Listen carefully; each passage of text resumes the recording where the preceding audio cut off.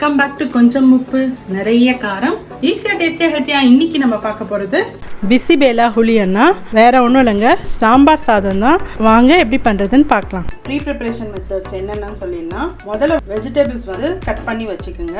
என்னென்ன வெஜிடபிள்ஸ் இதில் போடலான்னா carrot, beans, கத்திரிக்காய், முருங்கைக்காய், சவு, பூசணிக்காய், நூக்கல், உங்களுக்கு விருப்பமான எல்லா காய்கறிகளுமே போட்டுக்கலாம். முதல்ல வெஜிடபிள் நான் மஞ்சத்தூள் போட்டு வேக வச்சுக்க போகிறேன். குக்கரில் ஒரு 1/4 டீஸ்பூன் மஞ்சத்தூள் போட்டுடுறேன். இப்போ வெஜிடபிள்ஸ்லாம் போட்டு ஒரு விசில் போதும், வேக வச்சு எடுத்துக்கலாம்.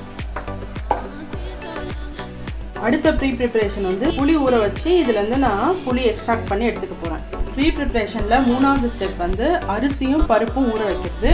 1 கப் அரிசிக்கு 3/4 கப் பருப்பு எடுத்துக்கிறேன். இதை நல்லா வாஷ் பண்ணிவிட்டு ஒரு 15 to 20 மினிட் ஊற வச்சுக்கோங்க. பருப்பும் அரிசியும் நம்ம தனித்தனியாக குக் பண்ணிட்டு தான் மிக்ஸ் பண்ண போகிறோம்.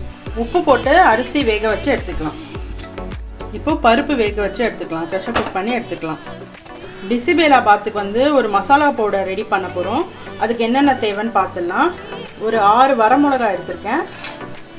இதை நம்ம ஒரே ஒரு டேபிள் ஸ்பூன் எண்ணெய் போட்டு இதை நம்ம ஃப்ரை பண்ணிக்கிறோம். 1 டேபிள் ஸ்பூன் தனியா, 1 டேபிள் ஸ்பூன் கடலைப்பருப்பு, 1/2 டேபிள் ஸ்பூன் உளுத்தம் பருப்பு, சீரகம் 1/2 டேபிள் ஸ்பூன், மிளகு 1/2 டேபிள் ஸ்பூன், பட்டை, கிராம்பு, ஏலக்காய் எல்லாம் 2 பீஸ் எடுத்து வச்சுருக்கேன். இந்த ட்ரெடிஷ்னல் பிசிபேலாவில் இந்த பட்டை, கிராம்பு, ஏலக்காய்லாம் போடுவாங்க. உங்களுக்கு அந்த ஸ்மெல் பிடிக்கலாட்டி அதை அவாய்ட் பண்ணிவிடுங்க. பட் அது போட்டோன்னா தான் அந்த ட்ரெடிஷ்னல் டேஸ்ட் வரும். வெந்தயம் சும்மா ஒரு 10-15 போட்டு நம்ம நல்லா கலர் மாற வரைக்கும், வாசனை வர வரைக்கும் ரோஸ்ட் பண்ணிக்கலாம். தேங்காய் ஆட் பண்ணி கலர் மாற வரைக்கும் ஃப்ரை பண்ணிக்கலாம். இது ட்ரெடிஷ்னலாக கொப்பரையில் பண்ணுவாங்க. கொப்பரை இல்லைங்கிறதுனால நான் ஃப்ரெஷ் தேங்காய் போட்டுக்கிறேன். கலர் மாற வரைக்கும் ரோஸ்ட் பண்ணிக்கலாம். பண்ணிவிட்டு இதை பொடி மாதிரி அரைச்சிக்கலாம். பிசிபேலாபாத்துக்கான மசாலா நம்ம ரெடி பண்ணிட்டோம். நல்லா ரோஸ்ட் ஆகிடுச்சு. இதை நல்லா ஆற வச்சு நம்ம பொடி பண்ணிக்கலாம். ஒரு ஒயிட் பாட்டம் பேனில் எண்ணெய் போட்டிருக்கேன், ஒரு 3 டேபிள் ஸ்பூன். இதோட ஒரு 2 டேபிள் ஸ்பூன் கீ போடுறேன். கடுகு, உளுத்தம்பருப்பு, சீரகம் 3 போட்டு நம்ம தாளிச்சிக்கலாம். பெருங்காயத்தூள், கருவேப்பிலை, ஒரே ஒரு பெரிய வெங்காயம் நீளமாக நறுக்கி வச்சுருக்கேன். வெங்காயம் நல்லா ஃப்ரை பண்ணிக்கலாம். வெங்காயம் குக்கார அளவுக்கு ஃப்ரை பண்ணால் போதும், நல்லா ப்ரௌன் ஆகணும்னு அவசியம் இல்லை. லைட்டாக உப்பு போட்டுக்கிறேன் வெங்காயம் குக்காரத்துக்காக. வெங்காயம் லைட்டாக வதங்கிடுச்சு. இப்போ புளி தண்ணி சேர்த்துக்கலாம். புளி தண்ணி நல்லா பச்சை வாசனை போகிற அளவுக்கு கொதிக்கணும். புளி பச்சை வாசனை போயிடுச்சு. இப்போ நம்ம வெஜிடபிள்ஸ் ஆட் பண்ணிக்கலாம். உப்பு போட்டு வேக வச்சேன் இல்லையா, அந்த வெஜிடபிள்ஸ் தான். அடுத்ததாக பருப்பு. இது கொஞ்சம் நல்லா கொதித்த உடனே நம்ம சாதமும் ஆட் பண்ணிக்கலாம். அடுத்ததாக நம்ம ரைஸ் ஆட் பண்ணிக்கலாம். ரைஸில் நான் உப்பு போட்டு தான் குக் பண்ணியிருக்கேன். ஒரு வாட்டி கிண்டி விட்டுட்டு உப்பு பத்தலாட்டி நம்ம திரும்பவும் ஆட் பண்ணிக்கலாம்.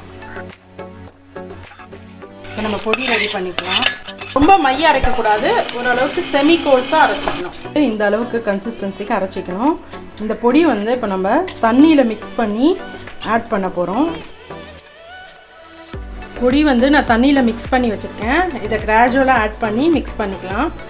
இது போட்டால் தான் நம்ம சாம்பாருக்கு அந்த கலரும் அந்த டெக்ஸ்சரும் வரும். சாம்பார் சாதம் கொஞ்சம் தளர்த்தியாக தான் இருக்கும்.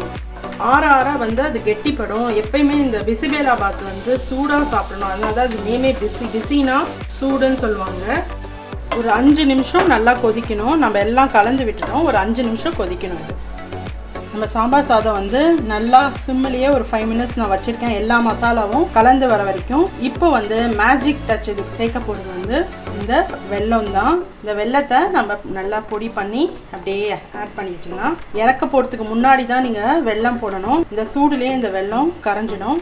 புளி போடுற டிஷ் எல்லாத்துக்குமே வெல்லம் போட்டிங்கன்னா அந்த டேஸ்ட் நல்லா எடுத்து கொடுக்கும். நல்ல ஸ்லைட்டான இனிப்பு, ஸ்லைட்டான புளிப்பு, ஸ்லைட்டான காரம் எல்லாம் கலந்த ஒரு காம்பினேஷனில் இந்த பிசிபேலாபாத் நல்லாயிருக்கும். நம்ம பிசிபேலா புளி அண்ணா ரெடி ஆகிடுச்சு. சர்வ் பண்ணுறதுக்கு முன்னாடி இதில் ஒரு 2 டேபிள் ஸ்பூன் நெய் ஊற்றி நம்ம சர்வ் பண்ணால் செமையாக இருக்கும்.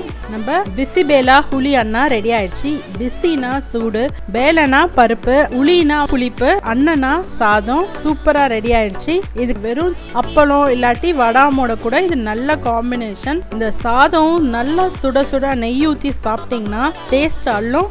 கண்டிப்பாக இதை நீங்கள் ட்ரை பண்ணி பாருங்கள். Thanks for watching.